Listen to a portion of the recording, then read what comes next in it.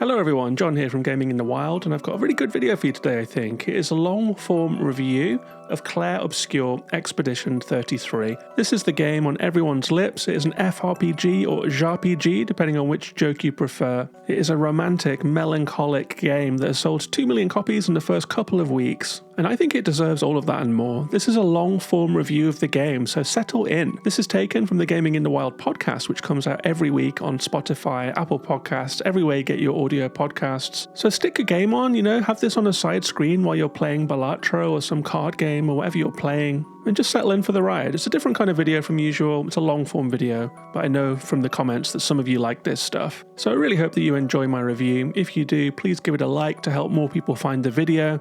Let's have a conversation about Clair Obscur in the comments, but keep it spoiler free and keep it chill, you know what I mean? And if you want to support the channel, I'll tell you about the Patreon at the end.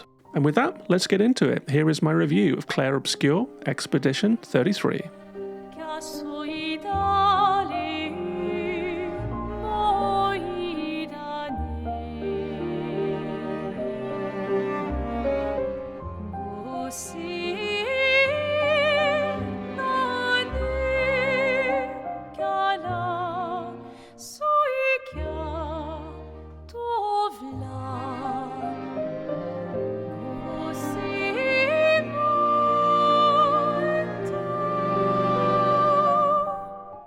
So Clair Obscur Expedition 33 is developed by Sandfall, a first-time studio of 30 people. It is published by Kepler Interactive, who have just been killing it lately. They are now one of the best indie publishers in the biz, no question, after their recent winning run. This game came out on PC, PS5 and Xbox Series, including a day one Game Pass release. And this is the independently produced hit that Game Pass has been very, very thirsty for, given their recent run, I would say. It has a Metacritic 92, which makes it the best reviewed game of the year so far. It also has a notable 9.7 from the notoriously fickle player base. That's the highest player score ever recorded at this moment. On OpenCritic, it's a 92 as well, with 97% of critics recommending the game.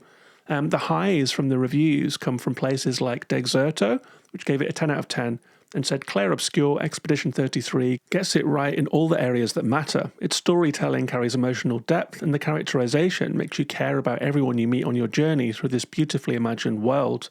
Throw in a combat system that puts mastery above grind, and you've got a classic RPG that should appeal beyond its target audience. So much so that a Game of the Year nomination feels inevitable. One of my other favourite positive quotes came from the YouTuber Jacob Geller on the MinMax show, who said it's one of the best RPGs he's ever played. I love to see someone just going out there and saying that. People equivocate a lot. They're like, this might just be one of the best games of recent years and stuff like that. It's very, very equivocal. I love it when someone just makes a bold statement. So I love that Jacob Geller said it's one of the best RPGs he's ever played. It's a really strong statement. It wasn't all love, though. The Guardian gave it a qualified 8 out of 10 and said, boasting a unique world, challenging combat and great writing, this RPG has a lot going for it, if only it didn't revel in its own mysteriousness so much. It also got a 7 out of 10 from PC Gamer, who said Clair Obscur's commitment to the vibe drew me in at first, but it quickly piled on the real-time parries, dodges, counters, and other mandatory distractions that left me wondering if it might be more fun to gawk at than to play. Interesting negative reviews there. They're not negative. It's a 7 and an 8, so no one's saying it's a bad game. Some people just have quibbles. And I don't agree with The Guardian on the mysteriousness thing. I get what they're saying. This is a game that keeps you on the hook for a long time. But I don't feel that it was excessive. I feel that each act delivered a shock, a cliffhanger, or a plot breakthrough in terms of lore. And The Guardian's take strikes me as impatience for the game to give up its secrets faster. But it does give them up by the end, so I don't quite agree with them there. PC Gamer's take on the unexpected difficulty of the combat, I am more on board with. You do have to grit your teeth and engage with a FromSoft-influenced combat yet again. I personally think that this game could have chilled out on difficulty. It's a narrative RPG, which has yet again got that FromSoft influence, so it has balls-hard combat that throws you off, that bogs you down, which can be satisfying, but which is also a big pain in the arse. So I'll be getting into that in my review for sure. And the devs have to say about this one, lead the members of Expedition 33 on their quest to destroy the paintress so that she can never paint death again. Explore a world of wonders inspired Belle Epoque France and battle unique enemies in this turn-based RPG with real-time mechanics. And I have to say of this one that Clair Obscur is a masterfully wrought FRPG that combines a romantic high fantasy world with a bold, vivid, original big swing story. It's melancholic, it's silly, and it has FromSoft-inspired combat that veers between pulse racing and frustrating, but for a game of this quality, it's worth gritting your teeth and parrying your way to the remarkable finale. So that should tell you that I'm broadly positive on the game, struggled here and there with the combat. I do have notes of other kinds too, but I do think this is a really wonderful game. And I think the first thing that grabbed me, and the thing that really pulled me along through it, is the aesthetic of the game.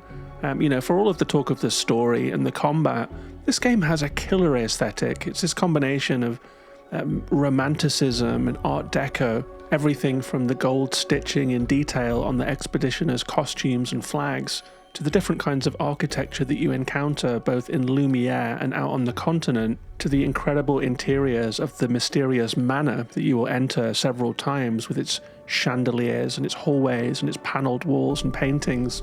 The whole thing is incredibly lush and beautiful and really classy. And I think we all know that France is very good at this. Everything in Paris, like the entrance to the subway in Paris, has this beautiful, detailed sort of archway that you walk through to get there. France famously has a sense of style, and that style is present in this game. But there's a lot more here than that. There is classic JRPG influence, even though it's an ostensibly serious and melancholic RPG.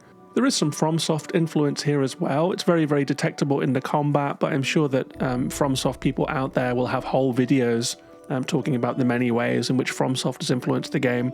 There is also some modern smart television show influence here too. If you've watched things like Dark or Severance and gotten used to that gradually unraveling mystery that kind of leads you into its darkness, that keeps you on the edge of your seat from episode to episode, has you turning it over in your mind between episodes. And Clair Obscur pulls that off too between the acts. I woke up thinking about this game a lot. I was going to sleep thinking about this game, and I think it is a very powerful tool in its arsenal that it is plugged into that transmedia, narrative, intrigue style of storytelling right now. And I think it has this mix of seriousness and pop cultural silliness that JRPGs kind of pioneered. Final Fantasy VII does it with the mix of world-ending drama, but also the giant chickens, the chocobos, the Moogles, stunt racing with a dolphin in the remake. There is a heavy dose of cartoon silliness in here as well. Here the flavour is different, It's very French in several major ways. The elegance, the melancholy, the romance of the style. It's raining rose petals, there are soaring spires, there are flourishes everywhere, and there is a wistful sadness that permeates the game at the fleeting nature of life. There are also knowing Gallic motifs here too, like mimes and berets and Breton tops, to the point of caricature at times.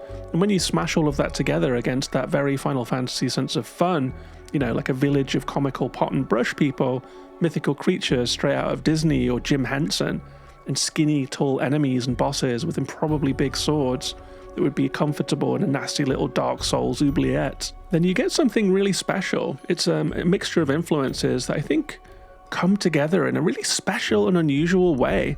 Because, a lot of people have been talking about this game in terms of its influences first and foremost. And I mean, so have I in this podcast. Right up front, I'm talking about Dark Crystal, Labyrinth, Dark Souls, Final Fantasy, Severance. But to speak of Clair Obscur primarily through its influences is to do it a disservice. I think this is a game that draws from a deep pool of cultural reference points. It is culturally literate in that way, but the result is in no way a tribute or an assemblage. It's rather a rich tapestry that transcends its influences and becomes a great game in its own right. That's a huge compliment, and that's a big achievement, given the quality of the material that it's drawing from.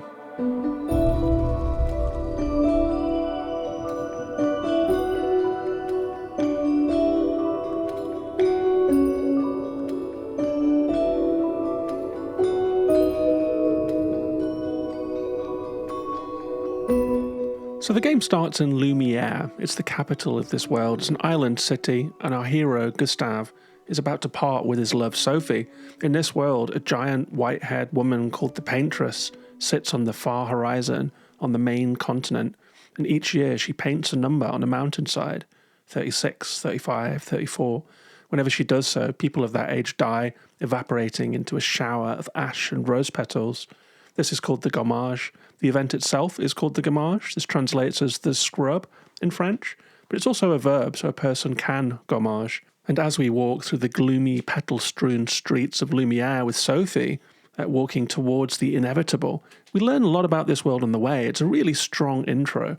We learn about what happens to children as their families disappear, what becomes of society with no older generations, no extended family, no grandparents, no elders, how young people lead, and how different people respond to this grim reality. We learn about the coping mechanisms that people have in this scenario, whether it's hopelessness or avoidance, like hiding in a bin, whether it's acceptance, whether it's painting life to try and fully experience its beauty in the short time you have, or whether it's a refusal to accept this as inevitable. This is where the expeditions come in.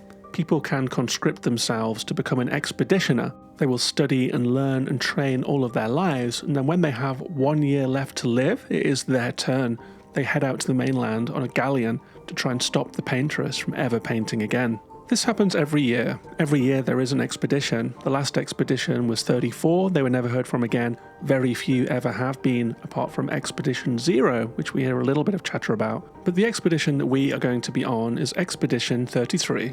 Gustave, having lost Sophie, will be its leader, and the day after the gommage and a drunken end-of-the-world party, we set sail for the continent towards the unknown to try and stop the paintress once and for all.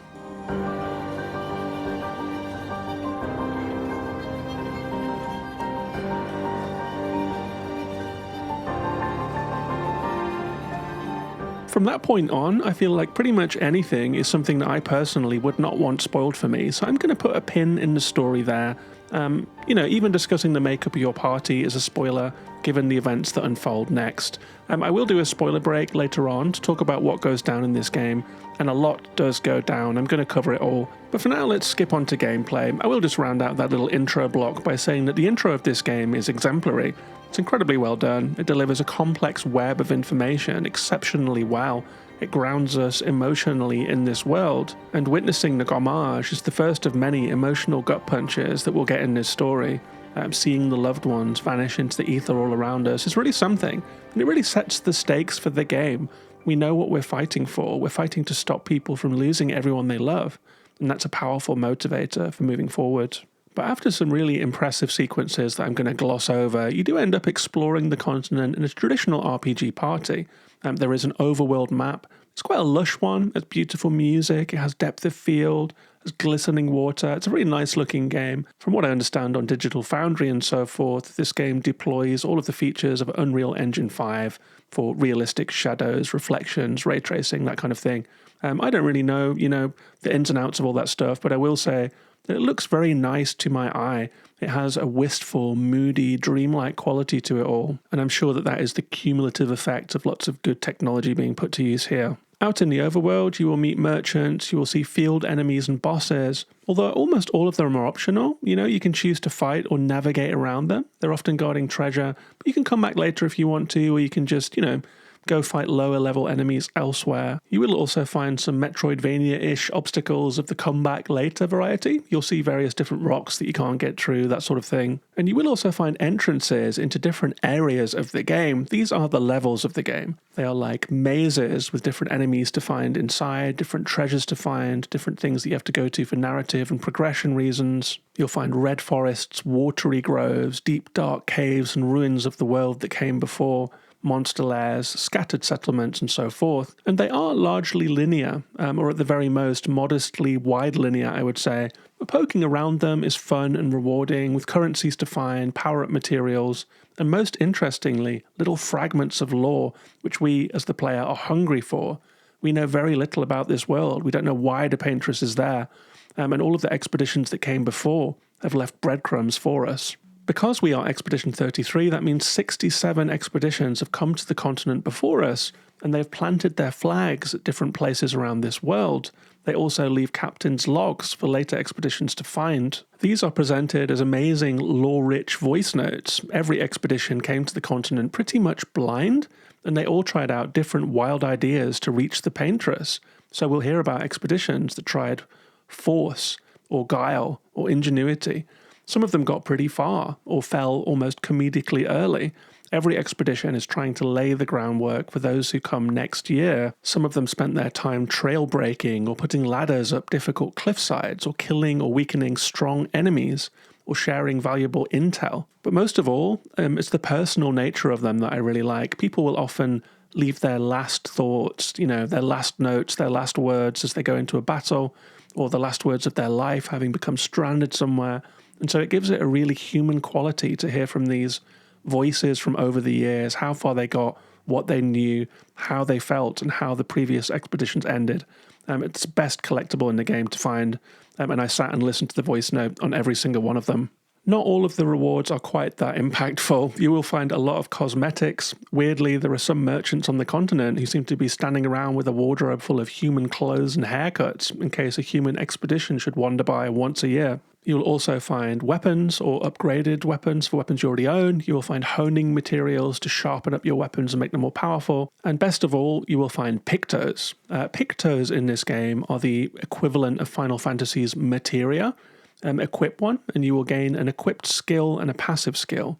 Say plus 10% health as the equipped skill. You only have that while you have that specific picto installed.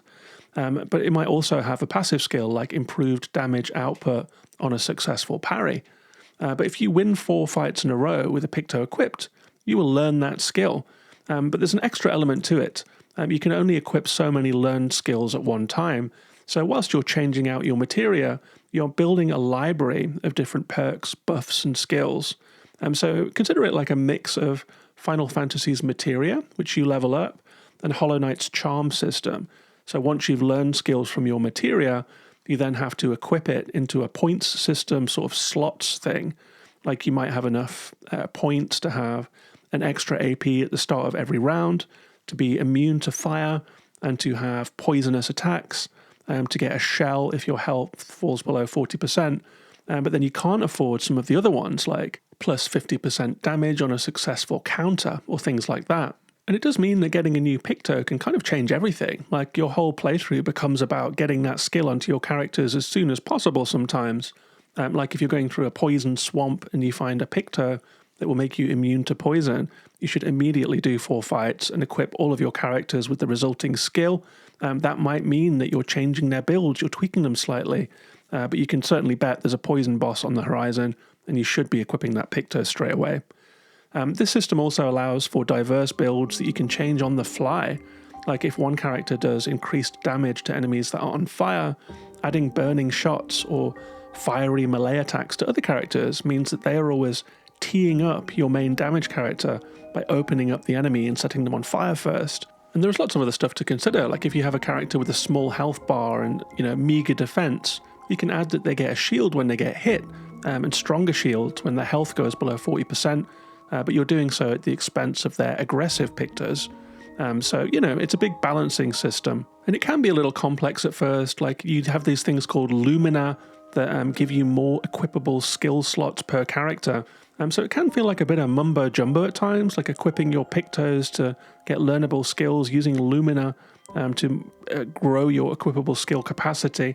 It's a bit of, terminology fatigue sometimes in this game, but once you get your head around it, I think it is a really solid system.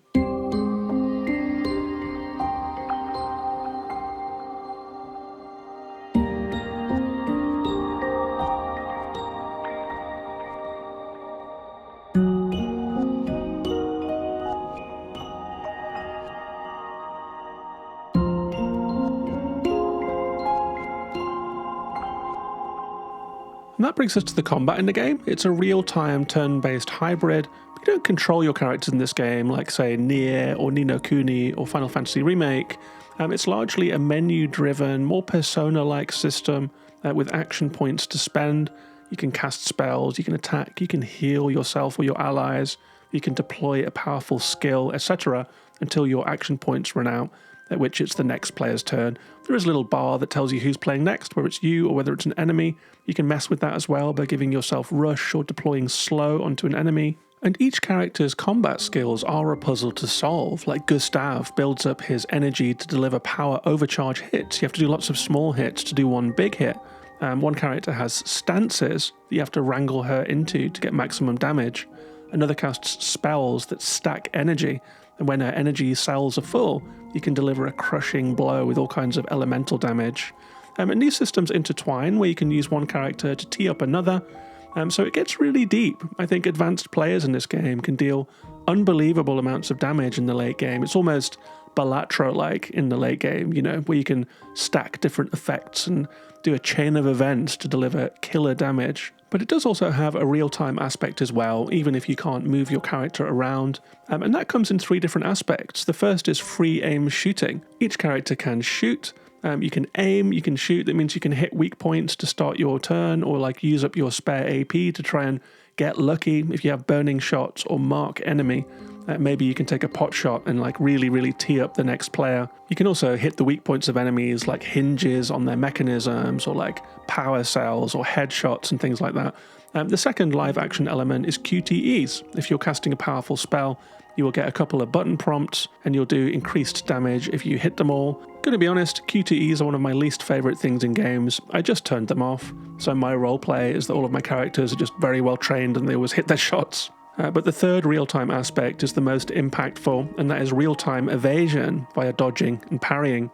Enemies have attack patterns like an arrhythmic 4-swing combo, and then one big smash at the end, or that Soulsy thing of pulling back their club really slowly, teasing you with when it's going to come, with a big delayed backswing, and then swinging it at the last minute really quickly.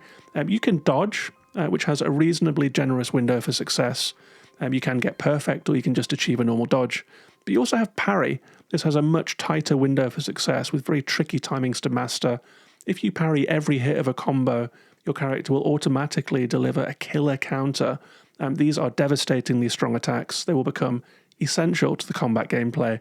At first, they feel pretty optional, like you can just use the overcharge, use the stances, use the spells, but eventually you're going to have to be hitting your parries to deal counter damage, or you'll be in for some attritional half-hour health-whittling battles. Counters are the most effective way to deal damage in the game, pretty much, and it does rely on parry timing. I like that the game does spice things up as it continues as well. Like in Act 2, you'll get these parry variants. We have to hit a different button. You'll learn how to jump to avoid ground pound attacks, and you can counter on a successful jump. You have special parries on a different button as well. I thought this was a welcome addition for variety, especially, JRPG combat can get a little bit old, but I think that added a little bit of spice that kept this combat system fresh as the game progressed. But there is an elephant in the room here, and that is, I cannot parry for shit in any game. I just can't. I've never been good at it. Parrying and QTEs are both on my list of gaming Achilles heels. I rarely enjoy either. So that was a big problem for this game. I had a sense of sinking dread because I loved the game from the beginning. But as I realized what kind of combat system I was dealing with, I was like, oh shit, am I going to be able to play this? Am I going to like this? There's something in me that just can't read the swing of a bunch of polygons. Unless there's a very clear tell, I'm probably not hitting my parries. My reactions aren't incredibly fast. They never have been. So I dropped the difficulty pretty early. That does extend the window a little bit, and it rebalances damage. And I would say that that's a great option to have in this game. Salute to this game company for doing it. I despise FromSoft for not doing it. So I think it's a very sensible, modern move that they put in difficulty options here. It does not diminish the game in any way. There are still rock-hard optional bosses for the Sekiro heads to go and fight. But it does limit what you can do just a little, because the intricacies of the combat system rely on you being willing to kind of smash yourself against it again and again and again, respec your characters, solve the puzzle of the combat. If you drop it down to easy mode, you will get through the combat, but you will not engage with those deeper, more intricate elements of combat, which means that you're sealed out of a lot of late game content. So it's a trade-off. It's a story mode, which earns the title. It will allow you to complete the story, but it will seal you out of a huge amount of end game content, in a way that I actually found pretty frustrating, But hands in the air, I have to say, well done for putting an easy mode in. Good move. It allowed me to move through the game. If there was not an easy mode, I'm not sure how far I would have got, to be blunt. And I did put in time trying to parry in this game. I did try and learn enemy patterns. I didn't just cheese it the whole way on easy mode. You still have to parry, or dodge at the very least. And I did have some success with it. Some enemies I got the number of immediately and was able to flawlessly parry basically forever. Some I just could not get my head around. They have like stuttery timings or just weird windows that felt different to the parry windows you feel that you've learned. Like there's one enemy that I will block the first and second blows every single time. Third blow, I will never block it. I will feel like I'm going to parry it, but it will hit me. And then the fourth one, I'll parry flawlessly every time. So I don't get why that was. I think that the parry window shifts very slightly. Some of them are smaller maybe, some of them just have different timings. And sometimes I was hitting it at what felt like the perfect time, getting hit. And then my girlfriend's laughing at me because I'm like shouting at the screen, "Are you sure about that game? Are you sure that I missed that parry?" So sometimes I thought I'd missed a perfect parry, but the game disagreed. And I don't know what my end take is on this From style combat. I mean, if I'm honest, I think this would be a better game if it had less FromSoft influence and was more true to itself as an RPG, as a narrative RPG. Sometimes it felt like there were two games here that have been kind of crushed together. On one hand, you have a brilliant, emotional narrative RPG, and then on the other, you have this unfortunate sort of Sekiro-obsessed parry fest that's been grafted onto it. And I'm sure that a lot of people really like this combo, but for me, it was a little bit like chalk and cheese. I was into the cheese. I could have done without the chalk. I'll go on the record here, and I will say that I think that the pervasive FromSoft influence on RPGs and action adventures and their combat and their difficulty level is probably the worst single thing that's happened to games in my lifetime for my particular taste. It really does suck the joy out of a lot of games that I play, and that's really unfortunate. But hey, this is the game they wanted to make. You've got to review what is in front of you. I might have liked an easier time or a different combat system, but this is what we have. And that's my take on the combat.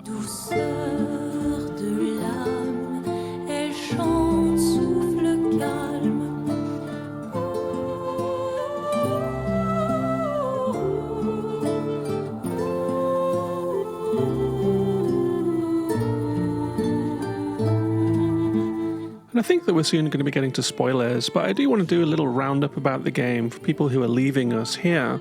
If you've not played it and you're thinking of playing it, please don't listen past the spoiler break, because, you know, this is all about the surprises, the twists, the turns, the magic of the mystery, and I don't want to ruin that for you, so please do drop out. But before you go, I do think that people of all persuasions should at least give this game a try.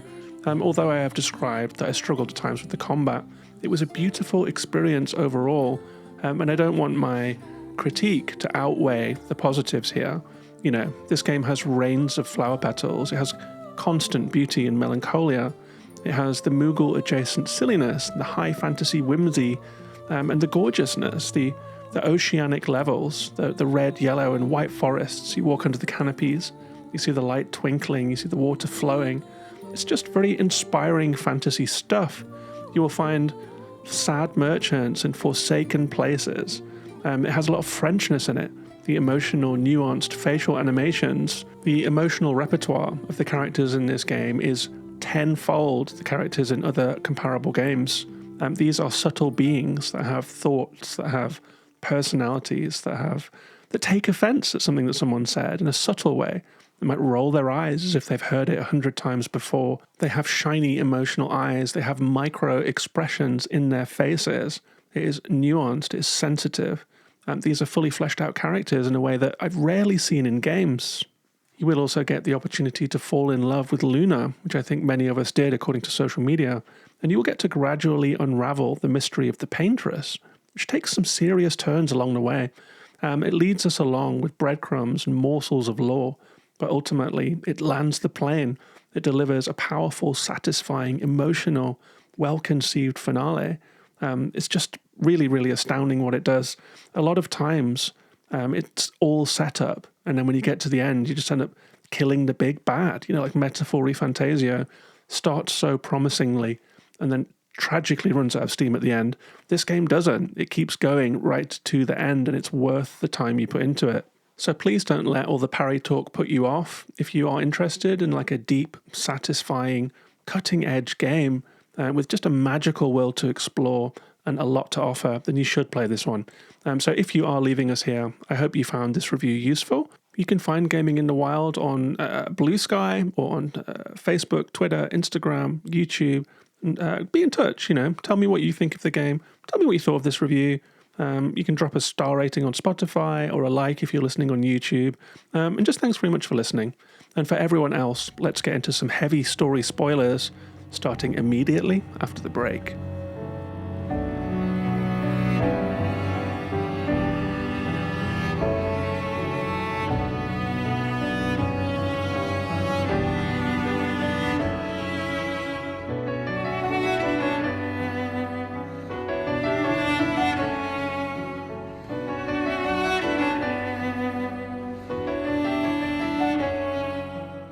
So I hardly shared any of the story of this game in that first half because I think almost everything is a spoiler. After the intro, the entire thing is a mystery. You are with the characters on their journey to the continent. They know nothing about what is going to happen, and neither do you. You are with them on this journey of discovery. I expected to land and explore and to sound things out. What I did not expect was our landing at the continent to be quite so brutal.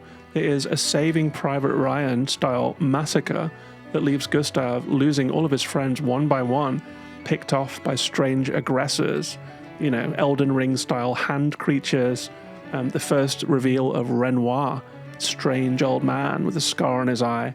He looks kind of like an expeditioner. They've never seen anyone that old, Some of them never. Maël is a teenager, Gustav is 33, so Maël's never seen an old person before, so Renoir comes as a big shock to the crew, especially when he just starts beheading people. It's an absolutely brutal intro that leaves Gustav alone in a pile of bodies. The expedition is a disaster. He has lost everyone he loves, and for a second he contemplates ending it all. This is our intro to the continent. It's very, very bleak, especially after the loss of Sophia in the intro. But his suicidal instinct, his suicidal moment is put paid to by the extremely practical and eye-meltingly beautiful Luna, who finds him at the exact moment that he needs her, and who tells him, when one falls, we carry on. So Luna saves him.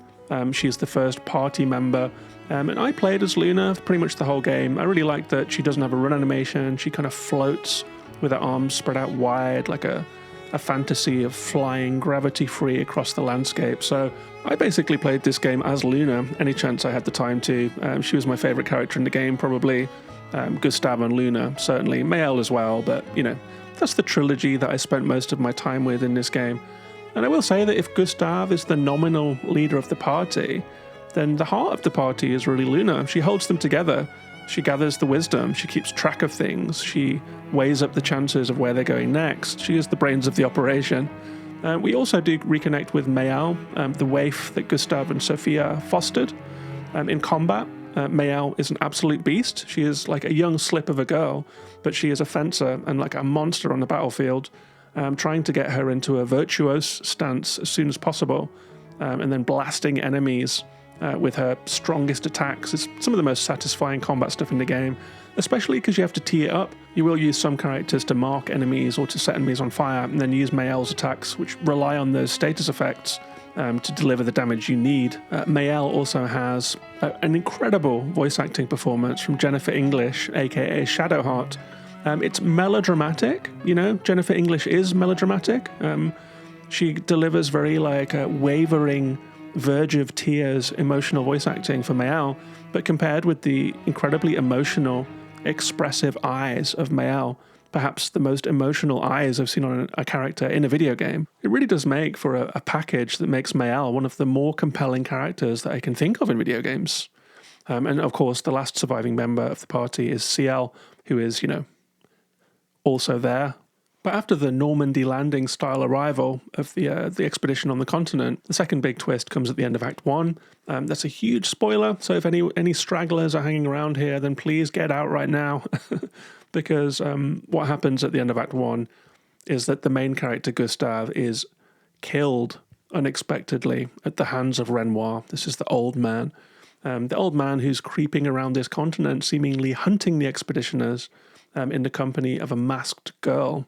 The death of Gustav was a huge blow to me, and to a lot of us, I think. It was a bold narrative move. Our hero, our protagonist, our focal point, who has been built up as a saintly character, loved by all, is gone, and gone for good. It really caught me off guard. I felt his death in the pit of my stomach. This was very, very good stuff. So chapeau to the developers for making that move. This is also where we start to realize that Maëlle is somehow special. Renoir speaks to her as if he knows her. She starts having visions. She has visitations from the masked girl and Renoir who talk to her, tell her to turn back, tell her to go away, tell her she shouldn't be here. It switches to black and white, medium format, monochrome, dreamy, filmic cutscenes for those things, which I really, really liked, actually. And the game maintains the Who is Maëlle plot thread right to the end. It's also the moment when we meet Verso. He's this Jon Snow-esque lone wolf character, voiced by Ben Starr, a.k.a. Clive of Final Fantasy XVI. There's been a little controversy in the Discord. A friend of the show, Brad Galloway, was not keen on the addition of Verso to the group. I, on the other hand, embraced Verso fully. I was like, finally, we have someone in the group who knows more than our hapless, clueless expeditioners just walking into the jaws of death. Verso, he's a mysterious guy. He hasn't aged. If he was on Expedition Zero, he says he's like 100 years old. So what is going on? The mystery of Verso, someone who has been living on the continent for the past 67 years, give or take, who knows the secrets, who has been here, who has explored this realm, who's met the people, who has clocked a lot of information about the Paintress, and knows all of the secrets of the game. Like, having him become a semi-protagonist, a member of our group, was really, really cool. And I really liked the way that the cards were played after that. Maëlle initially resents Verso. He arrived, he saved Maëlle. He could not save Gustave. Maëlle is nursing that pain and she's grieving. And we have some quite tender sequences at the camp where they converse and where Verso extends great tenderness towards Maëlle and tries to win her affection or tries to win her trust, tries to comfort her. And I felt that was quite well done in the game. Luna, too, is incredibly suspicious of Verso at first and remains so throughout the entire game. She doubts him. He's not being forthright. He keeps secrets, but he is a powerful warrior. He has information no one else has. He has the same quest. He is out on the field saying, I want to take down the Paintress. She shall never paint again. So Verso being integrated into the group, even given some of his withholding of information, makes sense to me. This group is lost. This group is down to 3 members from its original, 50 plus. And so having Verso on their side seems like something they would do. It works for me narratively. I also really enjoyed the Esquier character. This is to put it in blunt terms, he's kind of your mount. Like, in Final Fantasy VII, you have like chocobos, you get an airship. Like, Esquier is all of that put into one. He is a big, like, labyrinth character. He's like a big windbag with a tiny little sun mask. A very funny, big, flumpy character with a wonderful voice acting performance. He gives you some levity. He's like a strange, mythical creature. I really like that the expedition members respond to him by saying, oh my god, Esquier is real. They've heard the stories, but here he is. It's a mythical creature in real life. And we get to explore the continent with Esquier. Esquier becomes our mount. He can run quickly. He can swim across oceans. Eventually, he can fly. Esquier is a candidate for the NPC MVP award at the end of the year. Our next big quest is to break through the shield that the Paintress has erected around herself. We see some notes from different expeditions that have tried to get in different ways. They've tried to sail through it. They've tried to dive under it. They've built machines to try and go under it. They've built machines to fly through it at high altitude. And every time they do, anyone who is present when they pass through the shield gommages instantly into rose petals. So expeditions have been trying to chip through this shield forever. We figure out that if we get a couple of big monster hearts, we can build a device that will cut through it. This was a bit of a wrong turn, I would say. Like, killing 2 bosses to make a super weapon is predictable gamey stuff, let's be real. And in a game that has had so many surprises and so much ingenuity in it, going off to kill monsters to, collect the 7 crystals of whatever, was a bit of a letdown, but it was picked up again by the fact that the 2 dungeons that you have to complete to get that weapon are some of the best parts of the game, I would say, especially Siren. This is the part of the game that's a huge desert temple with a whirling giant dancing in the middle of it all. There's a constant refrain singing through the air. It's like a sandy pyramid exotic location. The enemies there are dancers. There is a constant song taking place that is hypnotic. When you get to the center of the maze, you fight the dancer, and it's just beautiful. I set down my controller after that section of game and just said, yeah, that's it. They did it. This is just a great game. I had goosebumps during that section of the game, and I absolutely loved it. That leads to a confrontation with the paintress, and I found that to be very effective. When we finally find the giant that we've been seeing in the distance, she is sitting crying in a cave on a beach with her head down between her knees. And we attack her. She doesn't respond. She just sits there. She just takes it. She's weeping. There's something very sad about it. It's very effective. Like, I don't think I've ever come across that in a game before. Someone that you attack just sits there crying. Makes you question what you're doing. But eventually we climb to the top of the mountain and find the real paintress. The giant is a mannequin, a puppet. The real paintress is human-sized. She expresses surprise to see us. She expresses an emotional connection to Mael. She then says, "You're not my creation, you're his," which is a very big clue. But after we take the paintress down, we head back to Lumiere. We have a victory parade. We've done what we said we were going to do at the start of the game. The main quest is complete, right? But there's a twist in the tale. Verso finally opens a letter that he was given by the masked girl Alicia, and this kind of spills the tea on what's been going on here. It turns out that the paintress is a woman from another world. It turns out that Renoir is her husband, also from another world. It turns out that the masked girl is a visitor from another world, and the world that we live in is actually a canvas that was painted, a fantasy, like the never-ending story. Renoir has been trying to destroy this world because he thinks that the paintress has been spending too much time here and losing herself. The paintress, with her waning strength, has been trying to keep this world alive. When we killed her, that protection lifted. The numbers that she was painting were a warning rather than a death sentence. Each year, the amount of people she could protect grew smaller, and with the paintress gone, Renoir is now free to erase the canvas, and with that, everyone in Lumiere gommages.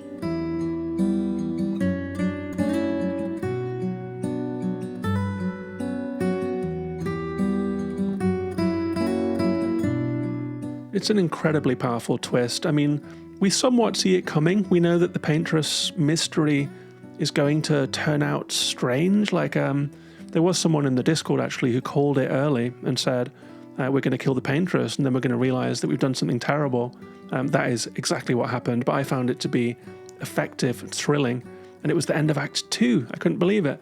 The paintress, that the whole point of the game, is down and we have another act to play. And if you're still listening now, you know how it turns out. You will know that Mael is an embodiment of Alicia, that Verso is in fact like a painted representation of someone who died out there in the real world, and that Aline, the paintress, and Renoir are having a war of grief. And the more I think about it, the more I like this. It is for certain high melodrama, and there is a lot of high fantasy malarkey in here, so your tolerance may vary, but to me, the "it was all a dream" cliche actually kind of works here. This is a story about a vast, all-encompassing grief that has destroyed a family, that has destroyed a mother, a fire that destroyed a daughter, a family that is coming apart, and it blows up the difficulties of this family to a world-ending scale that actually articulates how this stuff feels. And so the story holds together. The fact that this grief, this small grief of a family that has lost people and is losing each other, is blown up to a world-ending JRPG scale, expresses and articulates something about the size of that grief, and that really worked for me. There are a couple of endings. After Mael persuades Renoir to let her live in the canvas because she's so miserable out there in the world, she wants to rediscover her joy in this fantasy realm. He reluctantly agrees to let her do so. Verso says she shouldn't do it. She should get back out there into the world. This will kill her. And we have a choice to make. The first big choice of the game. We can choose to side with Verso, who wants to delete the canvas and eject Mael/Alicia out into the world, or we can side with Mael, who wants to keep this world alive. I sided with Mael. She's had it hard. Let her have a fantasy realm, even if it costs her something. This led to what I can only assume is the bad ending. Mael refuses to let Verso die, even when he asks for that he doesn't want this life anymore. Instead, she turns him into a kind of a mannequin of her brother.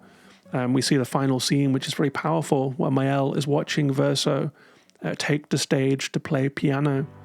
He sits, he hesitates, his face is blank and desperate, depressed. He barely wants to put his fingers on the keys. We cut to Mael, and her eye twitches slightly. She is dissatisfied. She is the all-powerful new paintress. She wants Verso to perform for her. In the end, he does. She has become his captor. Cut to black. Absolutely brutal ending. I think that there's supposed to be a post-game in this game, but I must have fucked it up somehow. I did skip the credits, but I could only revert to my old save afterwards. I was planning to go and do some exploring, check out some danger areas, do a bit of questing, continue in the game, try and take on some of these crazy optional bosses that just one-shotted me, try and crack that puzzle.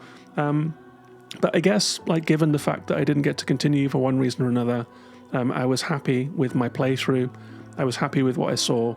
I felt that I had had an ending that was satisfying to me. And I have to say, I think this is a game that is powerful and feels true, even at its silliest moments. It packs in the whimsy, but it also carries real emotional depth to it. It's a huge success. It has bold decisions, big swings, emotional moments, an impressive story that takes some really big swerves. So with that, let's round out the review with the high points and the low points. The good stuff, the overall quality of this game is simply sky high. The look of the game, I think few AAA games look any better than this, especially in the facial animation department. It's just dreamy. It's a huge testament to the team. The vibe, the Art Deco, the high fantasy apocalypse, like a waking dream. The Crimson Forest and Flying Waters were so vivid. Flying Waters was my favourite area of the game. It's like this underwater area where you're somehow not wet or swimming, or you're able to breathe. You just run around on the ocean floor with the light rippling and giant seaweed all around you. Just astounding, dreamlike stuff. I want to also shout out Serene, the whirling, dancing Axon that you defeat at the heart of it all. Just a really, really stellar slice of game. I was so impressed after that section. Looking back at Flying Waters and the Crimson Forest and Serene, it is very mixed up, It's like a lot of different puzzle pieces all kind of pushed together. But when you learn that it's a canvas made by a child, it all makes sense. SGA makes sense. The fantastical nature of the world makes sense. And the fact that a war is raging in here between Renoir, the paintress, all of that, it all comes together, So I do also want to shout out the story. It is like a viral HBO or Apple TV show. Twists, turns, cliffhangers, heart-in-mouth moments. But most of all of the intrigue and excitement is backed up with substance. That's something that Severance hasn't quite pulled off. It plays its cards a little too close to its chest for a little too long. Which belies to me that perhaps it's hollow past the facade. Clair Obscur is not. This is a game full of heart. It plays all of its cards, and I felt this story deeply.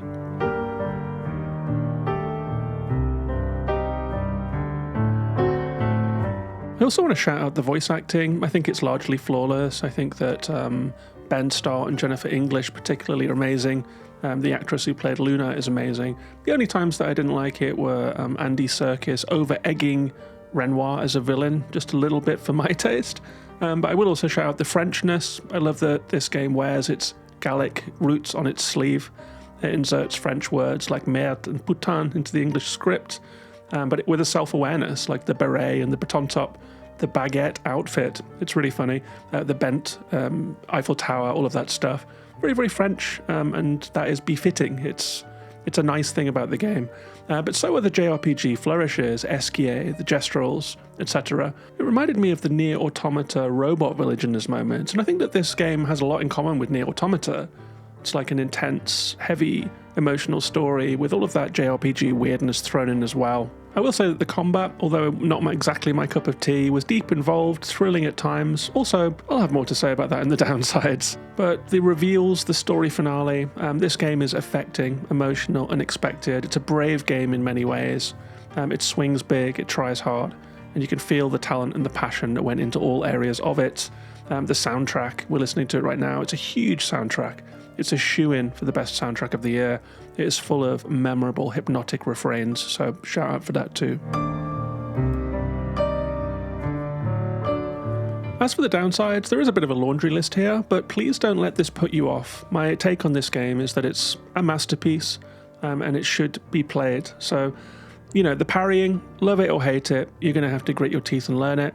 There is an easy mode, but it doesn't account for parries that much. There is an accessibility concern here, there is a difficulty concern here. I talked to someone in Blue Sky who needs accessibility options for QuickTime events. The parrying pretty much is one. It's like a rhythm game style precision button press thing. There should be an option to ease the difficulty a little bit there. It's just too central to the game and just too hard to be mandatory. There is no quick restart in combat. You know when you've lost, and you just have like one character with 3/4 of the health bar, and you just have to kind of sit there and watch them die slowly. And if they've got like a regenerate on them, then tough, you have to watch them die twice. It would be really nice to have a quick restart in combat. The rewards in the game, the rewards for exploration, sometimes getting a 17th haircut for your character for doing a difficult dungeon isn't quite right. It's like a Jedi Fallen Order, a whisker away from a new lightsaber hilt, you know what I mean? There is no map in this game, which is fine in exploration. You feel lost in a way that I liked because this game is so gauzy and magical feeling. Being lost was fine, but in the late game it becomes a big problem. You can't remember where a quest giver was 20 hours ago, and there's no way to find out. You have to look it up online, so that's a big design flaw. It made cleanup a pain. Finally, all of the areas that open up in Act 3 are mega hard boss options, basically. I had 2 failed play sessions towards the end of the game, where I was just trying to find something to do before the ending. I don't know if that's unique to me. I've looked up online like what the post game is. I guess I have to try and find out how to open it because I missed it somehow, because it looks like there are whole areas that I haven't touched, specifically character quests with Mael and things like that. So I will come back to this game at some point, maybe once the dust has settled. But overall, I just want to say, Geller was right. This is one of the best RPGs I've ever played. It's a huge success. It's packed with bold decisions, emotional moments, impressive story swerves. I'm amazed, I'm impressed, and all I can say is well done, Sandfall. It's a Game of the Year frontrunner. It's a milestone. It's a high watermark for modern RPGs, and an instant classic. So chapeau, bravo, and encore. That is Clair Obscur Expedition 33. And if you have listened all the way to the end of this review, I hope that you enjoyed it.